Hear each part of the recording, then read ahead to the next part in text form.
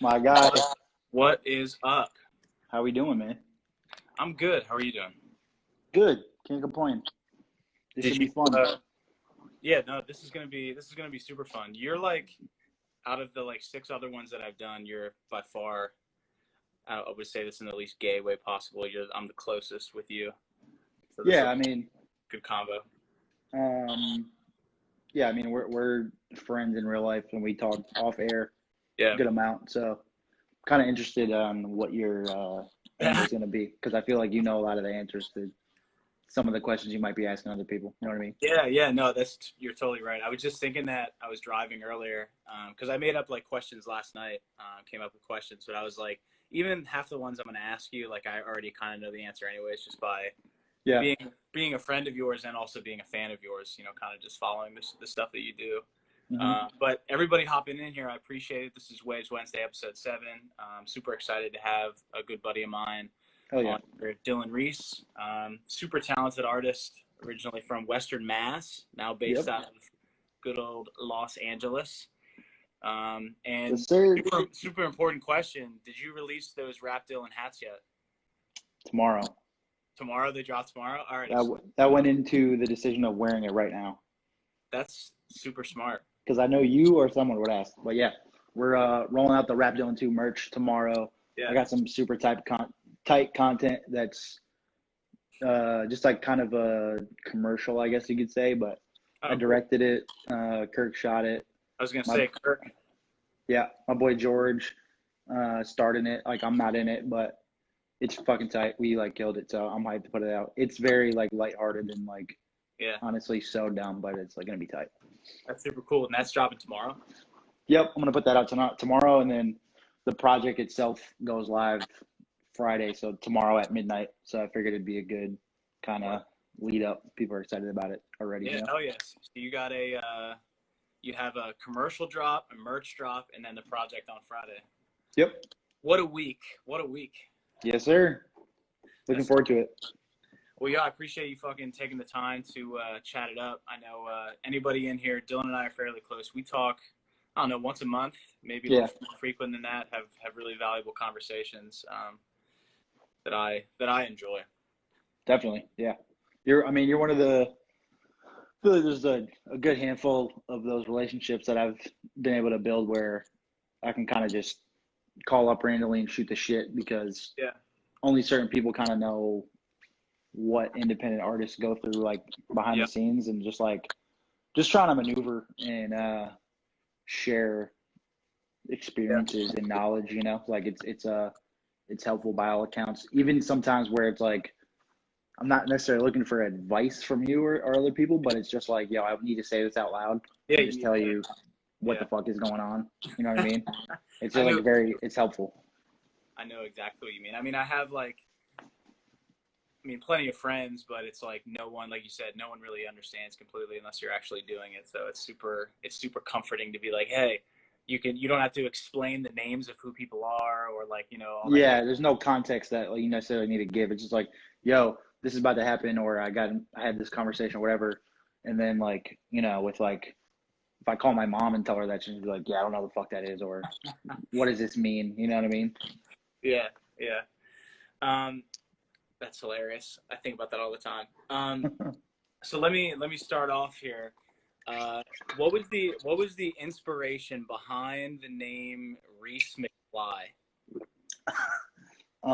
So you're aging me. That was about a decade ago, but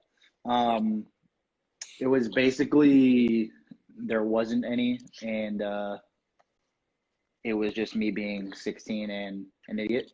And I saw Back to the Future, and I was just like, sounds tight. Yeah. My last name is Reese. Sounds good with it, I guess. So we're just going to fucking do that. I have no idea, bro. Like, it was literally, that's why I'm no longer going by that name, Yeah. No, dude, it's everybody goes through the stage with like your initial super embarrassing rap name or artist name or whatever. Also, it's just like, my name is tight. Yeah. My real name sounds good. So like, why the fuck would I? Like mine is Jordan Blyer. Like, right. It's not. There's nothing about that. I think that just rings off like, wow, what a tight marketable Yeah. unless it was on like a LinkedIn profile. Right. But yeah, I'm trying to think. I mean, when we first initially met, how far you were into like the Dylan Reese phase of your career. I'm trying to put like a chronological date on it when we actually met for the first time, because I know it was on the Henderson on Q tour is when we met the first time, I think. Yeah, so that would have been 15, 16, I don't know. 20, yeah, around there. So I was already going by Dylan Reese for like 3-ish years by then. Oh wow, okay, that was more. Yeah, I think I changed it in beginning of like 2013. Yeah, because I was like still in school and shit. I was just like, wow, that sounds like I'm a child, because I was when I was making that music, and I was like trying to, because I mean, for people that don't know, which is probably mostly everyone, because I don't talk about this because it's fucking embarrassing, but basically, like when I first started making music, I was only rapping, and it was all just like punchlines. Like I was trying to be Big L and Lil Wayne, putting like the one. happy kind of, yeah. And yeah, there was no like melody. I didn't know anything about music or like production or even songwriting. I was just rapping. You know, I would make a mixtape in a weekend, dude, and just put it out with no mix and just like, here it is. You know. And that's so wild because you're so naturally good at melodies. I mean, I consider you like, I don't know, you seem pretty flawless, and it's pretty like I don't know what the word is, like effortless is the word I'm looking for. Like it's pretty effortless for you to come up with like a pretty solid melody, which is wild to think that wasn't part of your arsenal at all, like really not that long ago. Yeah, well, thank you. I appreciate that. I think that just with time, because I knew that I didn't want to make rap music forever, or at least exclusively, you know. Yeah. As I'm wearing a Rap Dylan hat, like I'm putting out a rap project in 2 days. Whatever, you're plugging merch, man. It's more seamless, like I'm going in and out of it rather than I have to do this one thing, right? So I wanted to like try to sing and teach myself different stuff, because I've always been gravitated more to like R&B shit. Yeah. So when I started doing that, I was a god awful singer, and I guess I always had a knack for melody, but I didn't know how to execute it or like know how I fit into it, you know? Yeah. But yeah, so that's why I decided to change the name, because I was like, I want to make some more mature and like adult music that I would actually want to hear myself, not some kid shit where it's like trying to party and like be a fucking cool guy rapper, you know? It's like, the fuck is yeah. Us white guys get pigeonholed into that pretty. Yeah, and it's like, bro, I've never even had alcohol before. Like, how could I be a frat rapper? You've never drank ever? I know that you don't drink. You never drank ever? Wow. I've never tasted it once. Good for you, man. Shit. I didn't know that you never drank ever. That's impressive. Yeah. Where did I mean, before you made the transition into like the R&B stuff, like super like square one, like where did even like the love for rap and wanting to make your own music, where did that even begin for you? I don't know if we've ever actually talked about this per se, but yeah, just being 14 and having LimeWire and searching random stuff and just finding like Wu-Tang and Nas and Big L and Tribe Called Quest and all that, and even just like the current stuff around that time, like Kanye and 50 and Dipset and shit. It was such a just like different thing. It was just like an energy that I felt, and I was just like, man, this is like the coolest shit ever. Like, I don't even know anything about this music or really what they're saying, because I'm a kid, and a lot of it is like, you know, they're talking about some wild shit. And but it was just like the way they talked and dressed, and like it was just a vibe, you know. And I grew up playing basketball as well, and I feel like it kind of just went hand in hand, where that's what I was attracted to. Those two things are always, you know, just kind of coincide with each other, just naturally. Anonymous for sure. So yeah, and I just went down a rabbit hole, and that was the thing. I only listened to rap music for like 5 years, and it was only like lyrical, like real rap. Like I went down that path where I was like, bro, fuck all this new shit. You ain't speaking that real lyrical, spherical, yeah. So yeah, I don't know. And then just, you know, over time you begin to kind of grow appreciation for different types of music and what the intention of that is, rather than it just being only like the one-sided storytelling and wordplay type of shit that I like loved right away. But that's just because that's what I was exposed to first, you know. So yeah, it's been a journey, man. It's been I just think about, you know, when I first started making music and like what my perspective was and what it is now, it's like I'm just a completely different person. But I'm also 27 now, and I was 14, 15 when I was like starting to think about this, and like, you know, it's like obviously you're going to be different.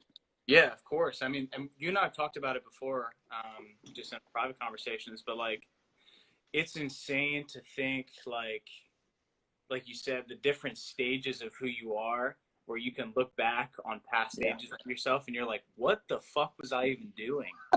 Yeah, for sure. And I even think that about like 3-4 years ago sometimes, you know. Same. And the past few years I've been pretty comfortable. Like the last couple albums and shit, like I can really stand by and feel like this shit is fire. And I'll listen to it back and be like, damn, this was like a moment and this is still good and it holds up. But Yeah.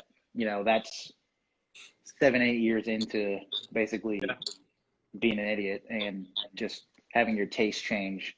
And now it's like, you know, I'm a fucking man and I know kind of what I like and what I stand for and what I want to put out there. So now it's just, you know, a bit more subtly evolving rather than just like going from here to here to here, you know? Absolutely. And it's even cool just having the perspective, like, you know, you turn the clock back several years when you were in those like beginning stages. I'm sure there's elements of what your career is now or where your career is now, different things that you went through that back then you were like, oh man, like I'm going to be so on when this happens. And then like it happens. And it's just like, you know, it's just another like rung in the ladder. Not saying that like it doesn't mean anything, but it's just like, it's so funny. Like you said, the perspective where back then you could be like it, just like I said, like, oh man, when this happens, it's game over. And then it's like that kind of stuff happens and it's like, you're just on to the next, on to the next, on to the next, which is a gift and a curse, I think. And you and I talked about that before with like the like unsatiable or whatever the word, insatiable, like satisfaction, where it's like you accomplish something you set out to, which is great, but you don't even really experience the good feeling of accomplishing that because you're already setting your sights on the next thing. For sure, man. I mean, it's kind of it's a bit of a gift and a curse, and it's almost scary where when will enough be enough, you know, because it is scary. I have some conversations with other artists or just other people in general, like family and stuff, and they're just like, man, like you're living the fucking dream and like you get to do what you love for a living and it's like awesome. And you know, you've come so far and you look at it from like not me or not being around me every day or talking to me all the time. And you're just like, wow, he used to do this. Now he does this. Like, you made it, dude. You fucking did it. And it's like, I appreciate it, but also like, I feel like I'm still such a new artist where I'm not where I want to be. And yeah, I'm like thankful and grateful that I'm in the spot that I'm at. And I'm well aware that I like have worked to gotten where I am and I deserve to be here.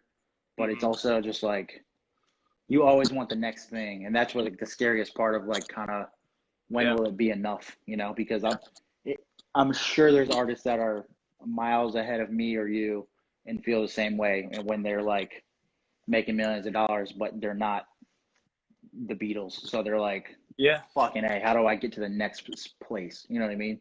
Absolutely. And there's so many levels. Like there's always that kind of constant thing where it's like, yeah, there's levels to this shit. And there is, but I feel like there's like 100 levels. There's not like 3. You know what I mean? And there's so many just like little variables where like, okay, I can go headline a show in my hometown. That's a fucking huge step, right? And like sell it out. Oh, shit, that's awesome. And then there's people that can do that regionally, like the whole, you know, surrounding states, maybe 5-6 states in a row that can do that at a constant rate. And that's great. But they're still not the guy who can headline nationally. And then there's guys that can headline nationally, but they're only selling 200 tickets, not 500. And then those people aren't selling 1,000. Those people aren't doing arenas. So it's like there's so many just different spots. And if you're in any of those spots, obviously you're doing something right. And it might just be tweaking one thing or matter of time or just like a certain relationship that you haven't found yet or just finding more of a niche audience. And yeah, man, there's just so many, as you know, there's so many different moving parts where it's hard to kind of live in the moment and be like, oh yeah, we did it. And now we just fucking chill. Like, no, there's a next thing to do always, like I haven't been bored ever, bro. Like it's just not even, doesn't exist. I don't understand that concept. Even when I have like a slow second to like chill, I feel like I go stir crazy. I don't know if you're the same way. Like if I'm just like sitting, even if it's just like watching a show, like I feel like I'm like like what like I have something I could be doing, you know what I mean, instead of just sitting there. And that's like the negative side of like the gift and the curse of always, reaching for the next thing is like you can't really enjoy the moment, which I think is really shitty, especially like as a creative. It's like you need that like in the moment inspiration to be able to make your best music and stuff like that and put yourself in the best mind state to create. And if you have trouble living in the moment, and I mean, that's quite frankly, not to dive even super deep, but I feel like that's why a lot of artists have like mental health issues a lot of the times and, rely on substances and other things like that. It's because they can't escape the constant, either whether it's outside pressure or just even worse, internal pressure of constantly, gunning for that next spot. Well, I think part of that is if you're going to be a musician, whether you're independent or not, especially if you're independent, you're kind of signing up to be an entrepreneur without even really knowing it. Yeah. And I think most people don't even look at it that way. And they're just like, I just want to fucking make songs. But then there's like, okay, now your manager says this, or your agent says this, or your lawyer needs this information, or do you even want to do that? There's a lot of just different decisions that, like, especially when you're climbing that ladder, like we were talking about, you're running a business, whether you know it or like it. That's like what's happening. So without even really knowing you're getting into that, I feel like that could be such a mental, that could just take such a toll on your brain, Absolutely. And luckily, like I've always thought that way, and I'm a pretty managerial and like logistical dude where I love that I'm running a business, and like in some ways I even like that more than just like writing songs in my room and being like a creative like artist weirdo, There's a balance, and I think that goes back to what we were saying of just kind of managing your time. I think with anything entrepreneurial, you have to find a balance of like, okay, I'm gonna take this time off and just kind of separate myself. Like the way I do that the past like 5-6 weeks, I've been playing basketball 5 days a week, and like it's literally impossible to think about numbers or what the next move is when I'm fucking playing 5-on-5 basketball. So just for that 2 hours, it's literally just off, and then I come home and it's on again. But it's a good break. Kind of reset your mental. Yeah, totally. And it's hard to give yourself structure when there's no one else telling you like you should work from these hours to these, and then you're off these hours, But absolutely. I think that's another thing that you learn over time, because I definitely didn't have that even like last year or 2 years ago. I was just like go go go go go, but you get worn the fuck out. Yeah. You'll burn yourself out. And I'm going to skip ahead. I have like a list of questions here I wrote down. I'll skip ahead to that one because you mentioned it. And I think that's one of the main reasons, like, I think you and I click so easily is like, we're both obviously artists, but we have that managerial mindset. We can talk about, different things where it's not like we're making a song and it's like, all right, well, I made the song, X, Y, and Z person, go ahead and figure out the rollout or figure out the promotion behind it or the visuals or, the graphic, whatever like that. Where did that come from for you? Like because I can totally relate when you said like you fell in love with the managerial business side of it just as much as the creative side. And I think even somewhat, depending on the day, I'm more obsessed personally with the business side of it and make it the art, just like the art of the chess move. Like, you know what I mean? Like I'm more obsessed some days with that than I am even creating, to a point where like 2 weeks go by and I didn't really write too much because I'm so focused on, the business side of it. But where did that like passion for the business side come for you, do you think? I think it came out of just straight up necessity. Because where I grew up, there's no industry, I mean, similar to you too, being in Pennsylvania, it's like there's nothing going on, so there's no one to like learn from, especially 10 years ago, 12 years ago, when I was first starting to think about this. It was literally just like, all right, you just got to go figure it out and make it happen if you want to make it happen. If not, it's not going to happen because there's nothing coming around. There's no one to tell you like this is how you should do it, or these are mistakes I made. So it was just straight up just trial and error forever, you know. There isn't like I thought Universal had an office in Chicopee, Mass. That's not true. No, someone lied to you, sir. But yeah, it's just like, you know, early on I would have to like just call like a hall that's not for music venues and just be like, hey, can I rent your building? Yeah. And they're like, what do you mean? I'm like, I want to do a concert, but there's no venues. And they're like, all right, it's $600. And I'll be like, I think you just made that number up, but sure, let's go do it. And then we'll sell tickets and maybe we make money. I have no idea what's going to happen. And I kind of did that a bunch of times, like super early on. And then I learned like, oh, this is how you make money from this, not just break even or like, you know, they're telling me a bunch of bullshit. Like you have to pay this security guy this much money, where it's like, you just find loopholes and you're like, all right, this is how you do it. This is how you get more people to the show. This is who I want to open because X, Y, and Z. Like it was literally just doing it before even thinking about what it was, you know? Yeah. And also with like mixing and graphic design stuff, I didn't have people around that I trusted or that I could afford to pay them at the time to do it for me. So I just learned it. And again, there's out of necessity. And those are things that I pay attention to at close detail with myself and for like other artists as a service, you know? So I'll just try to wear as many hats as I can and be as efficient as possible with my time. Yeah. And I think that's such an important skill too. Like even figuring out, you know, whether you're opening for artists that are bigger than you, or whether you're, like you said, renting a hall or renting a cafe or doing whatever to try to figure out that process of like jumping off the cliff and not really knowing what the hell's going on is such a great learning experience. Even if you kind of fall flat on your face, like, always, this is something I was going to tweet earlier. I just remembered it and I never tweeted it, but like failing forward, you know, but in the drafts. Yeah, exactly. Like failing forward, where it's like I don't know, and this is something for me personally. Like I actually get a rush from it. Like I don't know how to do this. Well, fuck it, I'm going to do it anyways and figure it out along the way. Yeah. And I think that's super cool. And another area where I think you and I relate, like, you know, especially like playing shows. You've obviously toured more than I have and on a bigger scale. But like early on, you know, like I said, playing support and opening on those shows, you figured out how booking works. And it's like some artists do crazy streaming numbers and don't even really understand the machine or process of touring and booking, which still blows my mind that people have no, like, how can you be not only do they not understand, they don't even try to. They're just like, someone will probably call me when I'm ready to tour. Like they'll just be like, hey, person, we want you to be on this tour. There's gonna be 2,000 people there every day. Like, hope you're ready. That's not gonna fucking happen, you know? No, that's so funny because that's so accurate. Yeah.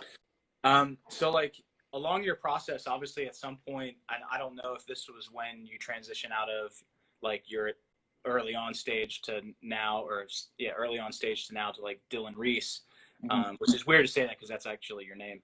But I transitioned into myself. Yeah, exactly. When did like the R&B style and the more melody driven stuff come in? Because there definitely was, obviously you went from rap to like more R&B soul type stuff. When did that happen? Why did that happen? Around 2013, I made a project called Ellis, which is my middle name. And it was just I wanted to make a very personal record for the first time. And I think naturally more melodic style like came from that because I was trying to express myself and it wasn't just like, I'm not going to try to like sound hard or go on fun beats when I'm talking about like certain struggles I have, you know? So it was just like, again, didn't know I was going to do that, but that's kind of how it worked. And the music is fucking horrendous because I couldn't sing a note. I don't even think I had auto-tune or anything like that. So it was literally just raw, shitty vocals. But the writing was pretty solid. And I actually remade a couple of those songs like later on in my career, which I know you've heard, but like, those are from probably 5 years from before that they came out. But, you know, obviously redone and reproduced and whatnot. But so it was around that time. And again, I knew I kind of wanted to step into that, but I was always afraid to because I felt like I was limited because I wasn't that talented vocally.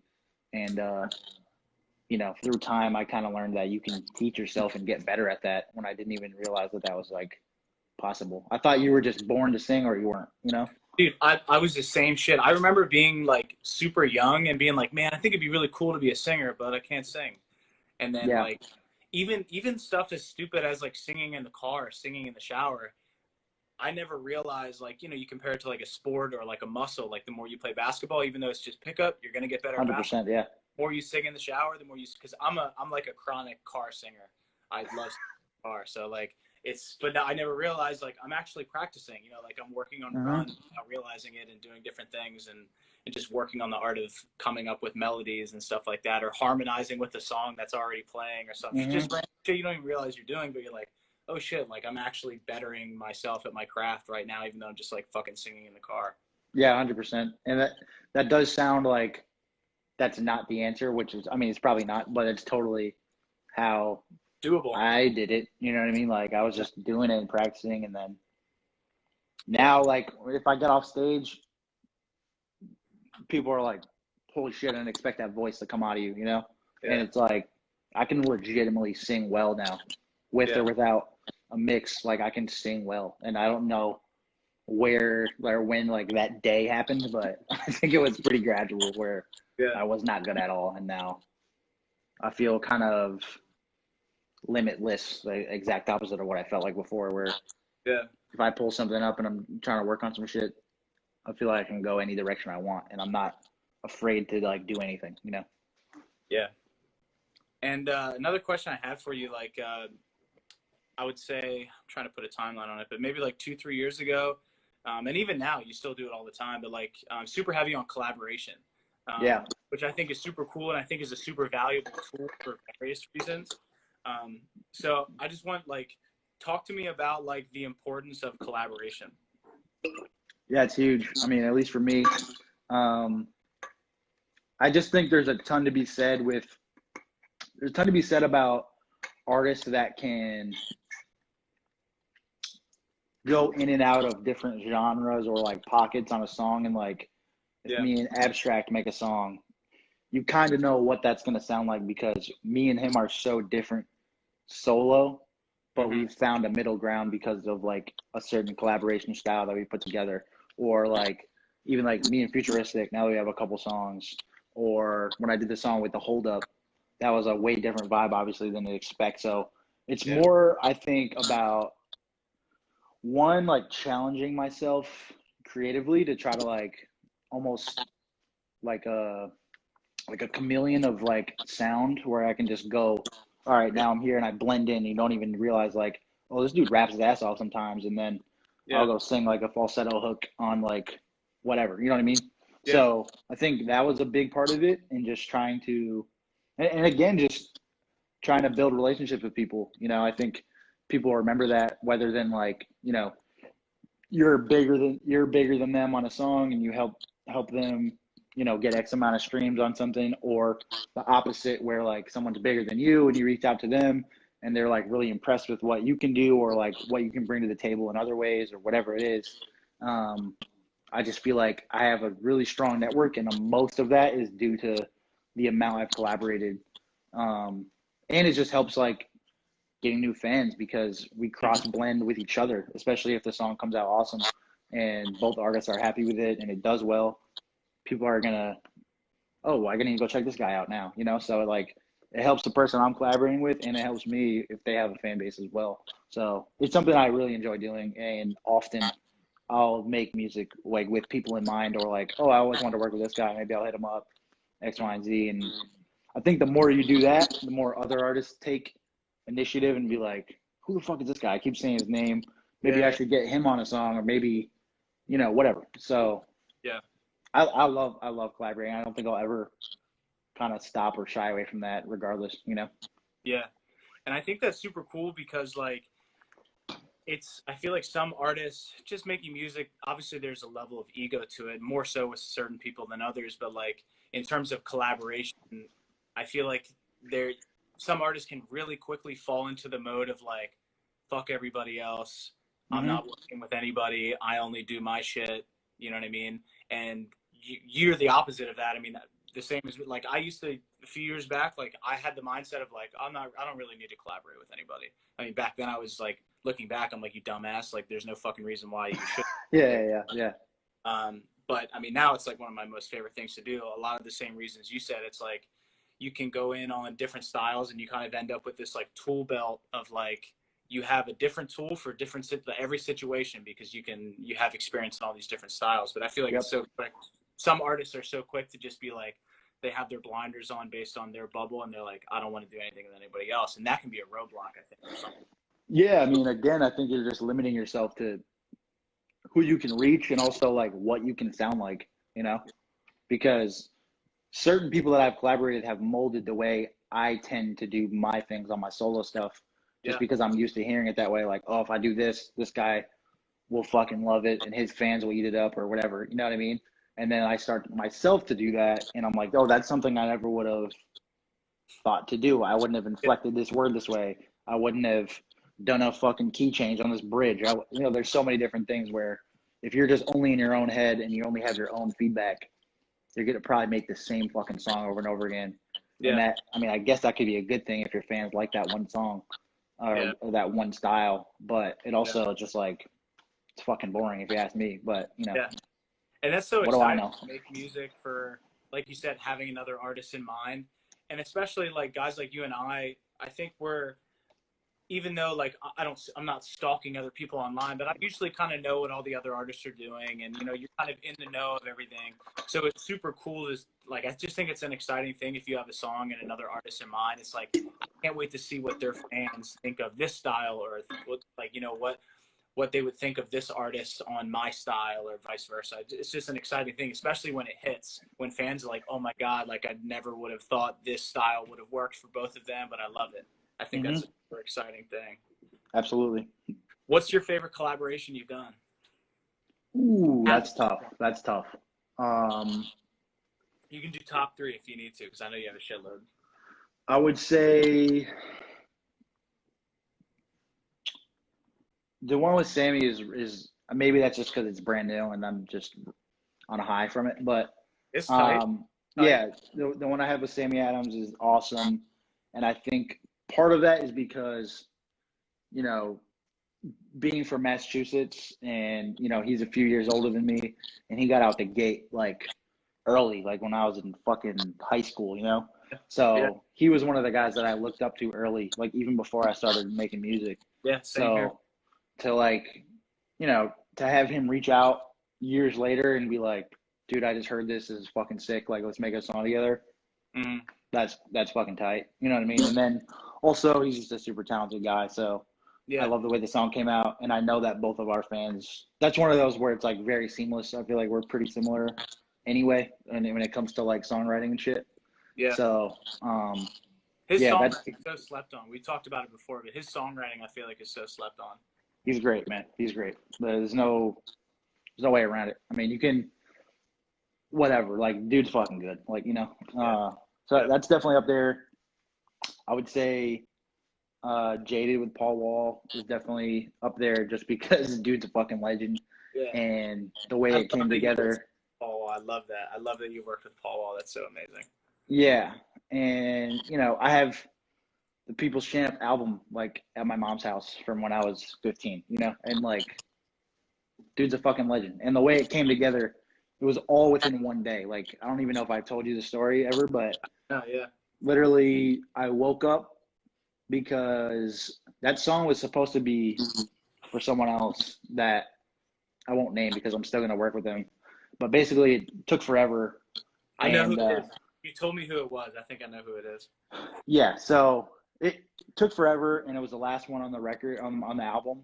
And I was just like, damn, I can't, like, wait for this to happen. You know what I'm saying? Like, you know, we've communicated, and it's cool. I'm sure we can touch base in the future. And then eventually he was just like, yo, I got too much going on. Like, let's touch base in a couple months, whatever. And I'm just like, all right. So now I had this song with open verse, and I'm like, I want to have only one feature on my album. I want it to be like kind of a throwback, like nostalgic type of deal where it's like, this is fucking random, but like, this is sick. And how is this possible? Like, this is random as hell, you know?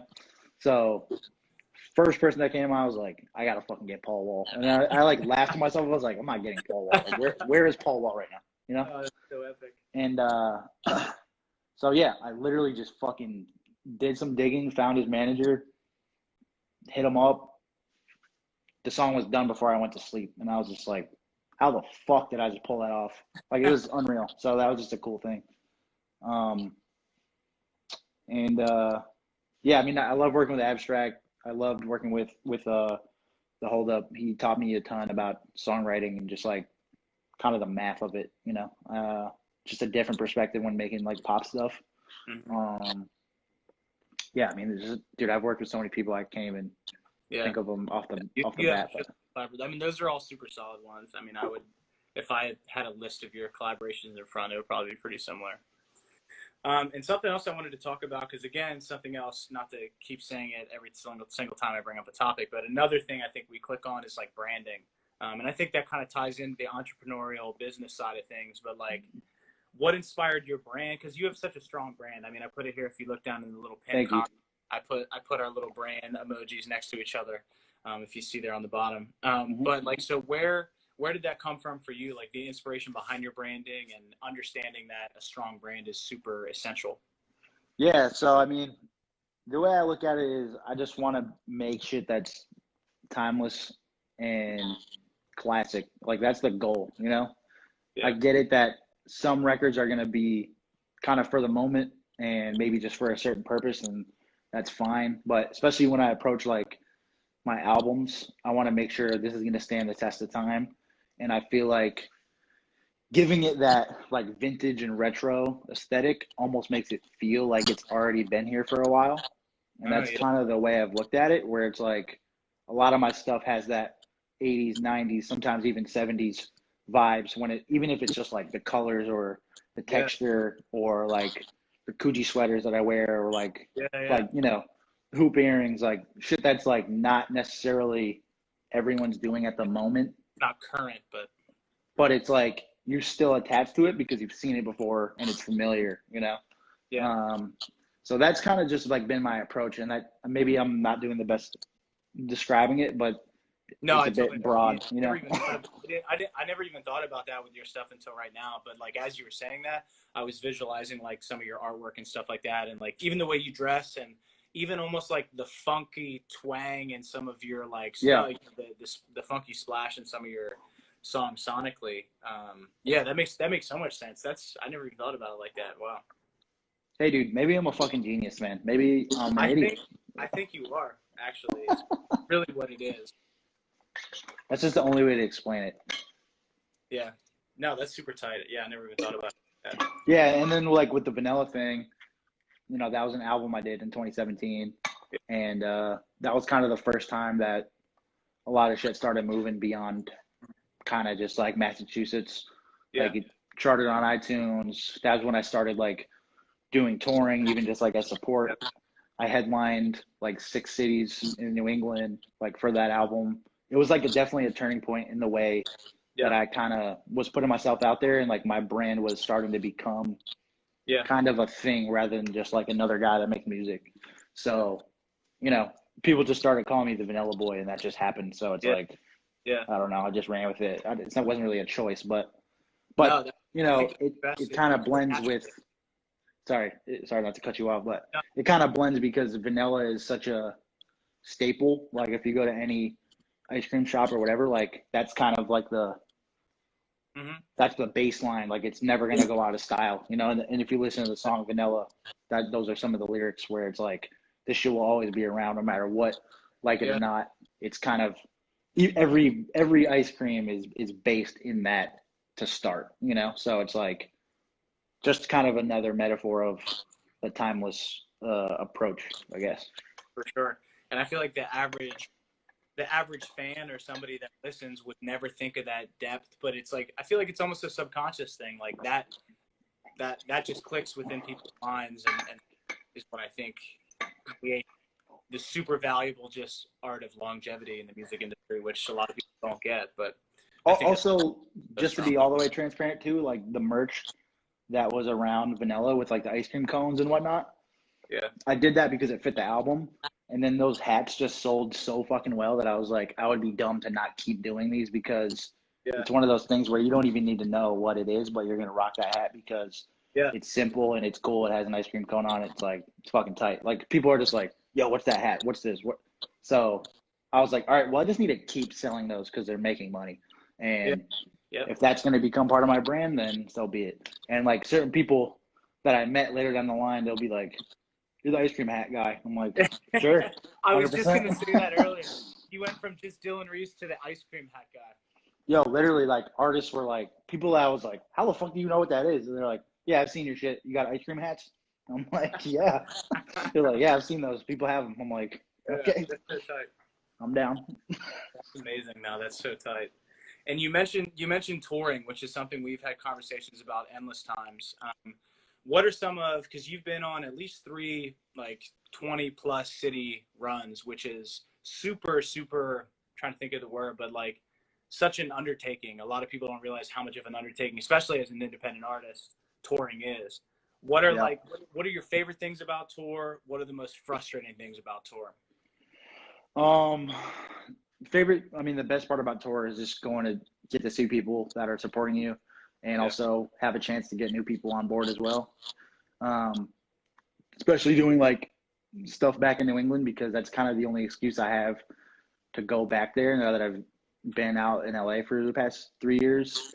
Yeah. It's like, all right, I look forward to that because if I have a Boston show, I know all my Boston homies from college or whatever, we're fucking pulling up, we're hanging out. It's like a just nostalgic fucking vibe and it's fun as hell. And then also you go to a new place like somewhere like Denver or Chicago or, parts of Texas or whatever, Salt Lake, shit that I've played 2 or 3 times where I know it's like worked and connected and people come back from those past shows and want to see me again. There's no better feeling than that because those aren't people that you know personally, obviously. And even if it's like, there's 15 people in Denver that came to see me specifically and want to come hang out and buy merch and have a conversation out of the, 400 people that are in the crowd, there's that 15, 20 that are like, we're here for you, dude. I don't know shit about this, anything else. Like, you're the fucking GOAT. Like, we've been waiting for this. Like, there's nothing better than that because not only is it a stroke of an ego, but it's also just kind of like a point where, this shit's working and I'm good at what I do and people are appreciating it. I'm making an impact on people and it's good to see that tangibly, not just, oh shit, we got this many streams. Oh, I just got, a comment on Instagram. That's all great and it's obviously helpful, but when you go have a convo and shake somebody's hand and sign something, it's like nothing better, Super agree. And then the worst is just everything else. Like fucking it's hard, man. touring is hard. It's especially the way that I want to do it and the way I choose to do it with the full band and a tour manager and a media guy. Like I'm trying to cross my T's and dot my I's in every way I can to make sure all the content's there. We show up to the venue, we're fucking pros. We're dealing with the headliner or the opener, whatever case it is, and we have a fucking squad and like people have jobs, and with no agent, no label, no financial backing, it's fucking expensive. It's just like I'm the leader of the crew. I'm also the one performing on stage. I'm booking hotels, doing the whole thing, and it's just like it's a lot to do, and it's just logistically there's a lot of wear and tear on my little brain. So traveling, driving overnight, whatever, not showering, not eating properly. There's no time to like work out or call your friends or whatever. It's just go. And some of the tours I've been on, it's for 4 or 5, 6 weeks in a row where it's just mayhem. It's just it's the funnest but like the worst. Like it's the best. It's so hard to explain, and people listening right now are probably like, bro, you don't make any fucking sense. Is touring good or not? It's like, it's both. Like it's just a lot. It's exciting, but it's devastating at the same time. It's a crazy thing. There's nothing like it. Yeah, no, totally. I mean, I've had a small taste of it, and we talked about it before. Like my longest run was 10 cities in 11 days, and you're out here playing like 20 plus. And I even got like the taste of like holy fuck, I am exhausted. I'm tired of fucking carrying shit. I'm tired of fucking Yeah. driving. I'm tired Yeah. of paying for fucking shit. And I got to play the show. But then, like you said, like, you know, those moments after the show that kind of, it almost like all the bad shit doesn't fucking matter for, you know, that Yeah. 45 minutes or so that you're able to connect with the people that came out and spend their hard-earned money to see you. I think that, and It's that's super rewarding, you know, Yeah. and it's just another kind of piece of what we do that you have to almost treat it as like a separate thing. So if you're not doing it and put attention towards it, it's not going to build itself just because you're getting streams or just because your music video is awesome or what, you know, it's like, it's very much a separate thing.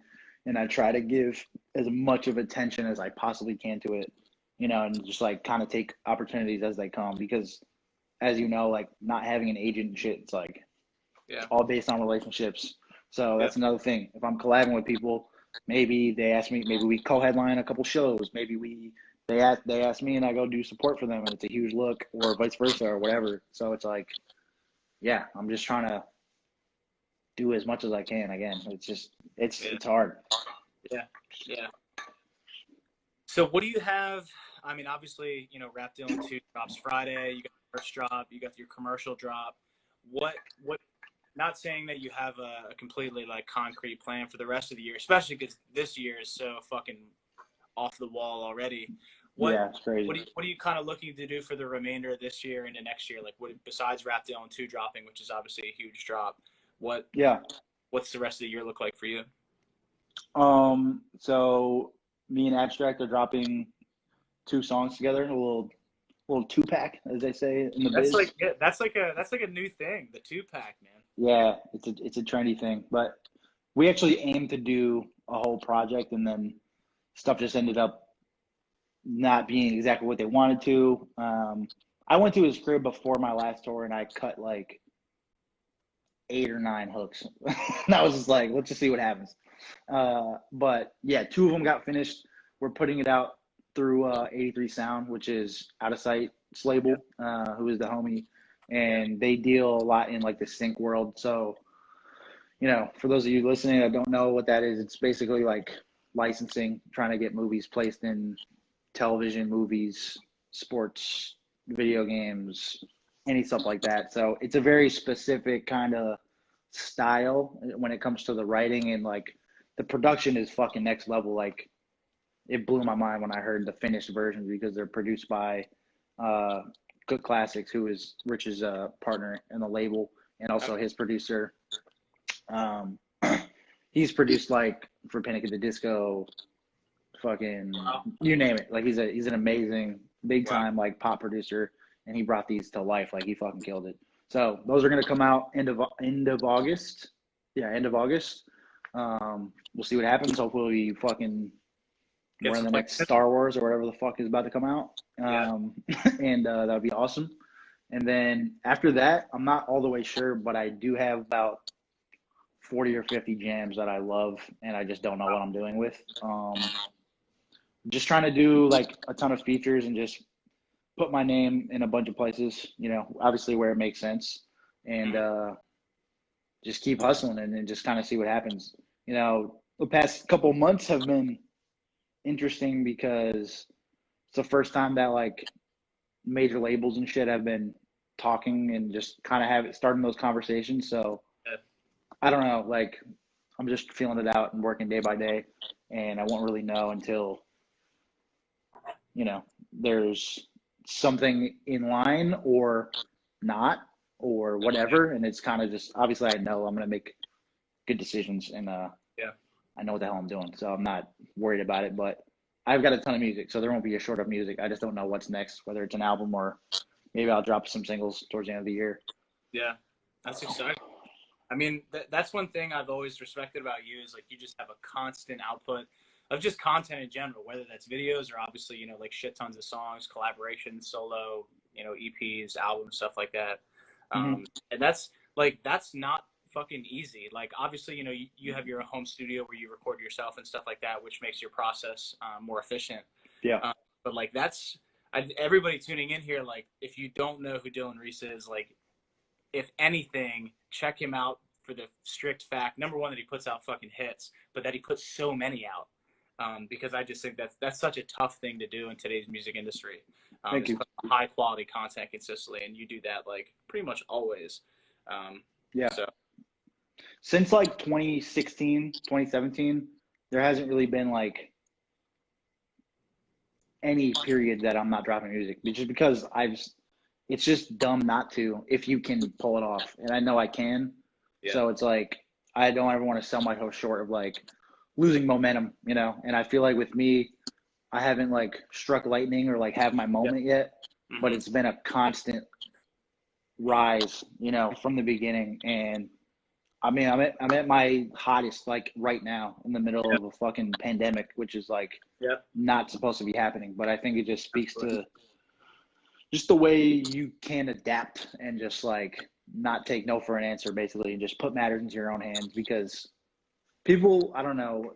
I mean, I don't know if people have this perception or what, but it's like I straight up came up from fucking nothing. You know what I'm saying? Like, I created everything that I have, you know, and obviously I've had help from my friends or certain people and get opportunities, but I strongly believe that you have to put yourself in a position to like get lucky or get an opportunity. No one just goes, yo, let's just fucking hit this random kid and do this tour or put him on this song or, you know, pay him for this feature because we think he's fucking cool. Like, no, it's because you work to a certain point and do it for a long time. Like this is it's a decade, bro, of just doing it and not stopping. You know, that's the answer. People are always like, yo, how do I like blow up? It's like, bro, I don't fucking know. I haven't blown up. What's the secret equation that makes everything happen overnight? Just don't ever stop. That's literally the only answer. And it sounds so like that's not an answer, but that is it. That is it. There's no better answer than that. There's no better answer than that. Well, yo, man, I think we're coming up on the time here. I have a timer on my computer, but I think I started it a little bit late. But just to avoid getting cut off, I mean, to kind of wrap up here, like I said before, thank you so much for just taking the time to chill and of course, man. About all this kind of stuff. I always enjoy having conversations with you, and I likewise.